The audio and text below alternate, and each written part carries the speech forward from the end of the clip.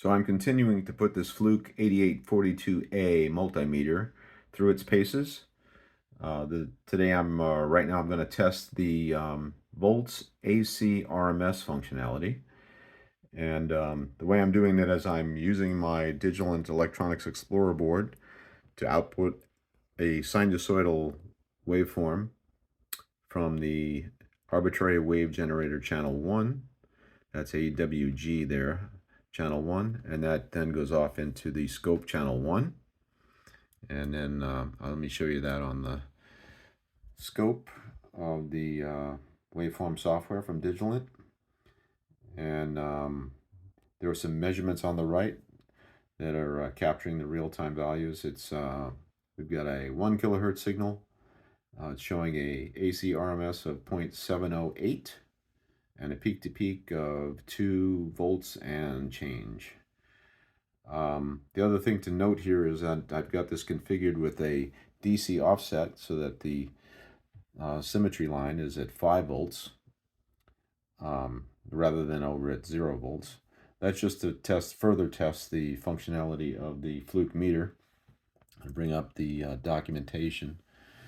The documentation talks about AC coupled measurements, and when you're in volts AC on the Fluke meter, it basically is an AC coupled mode, and it's just going to give you the evaluation of the waveform and not include the DC signal.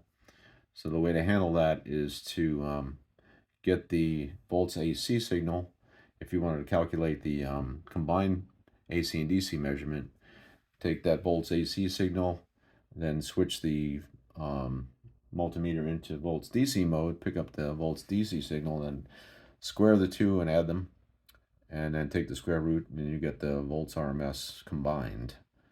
The other thing to note is it talks about the bandwidth limits. The accuracy of the 8242A is specified for sinusoidal waveforms up to 100 kilohertz. So it goes up to 100 kilohertz accurately, and it goes down to 20 hertz accurately. Also, it mentions that the bandwidth response down at 3 dB is typically 300 kilohertz. So it'll go up to 300 kilohertz before you're 3 dB down. And we'll test that right now and see how that does. So back to the waveform software. I've got the ability here within the wave generation portion of the software to vary the frequency. So I'm going to do that while we watch it on the Fluke meter. So I'm going to go down in frequency. We're currently at 1 kilohertz. So I'm going down, that's 500 hertz. Now we're at 200 hertz.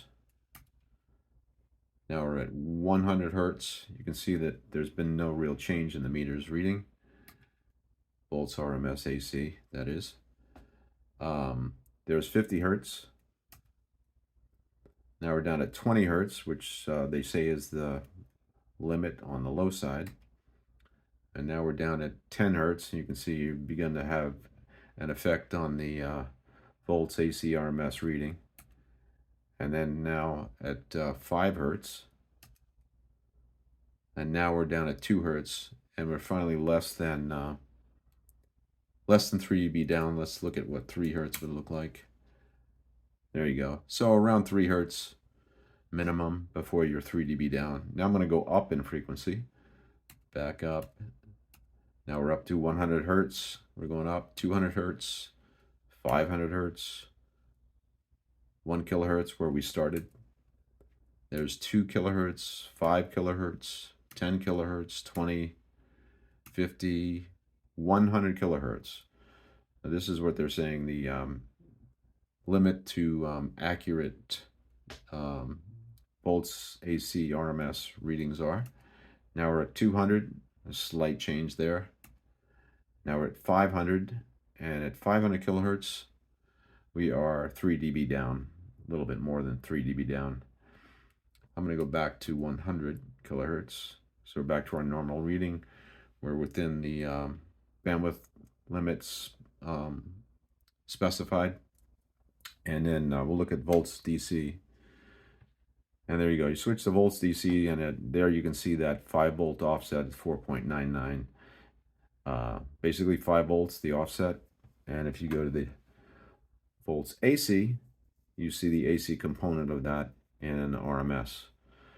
So that's about it. It's this meter is performing exactly as specified, and actually beyond the specified limits. So man, very happy with this thing. So thanks for watching.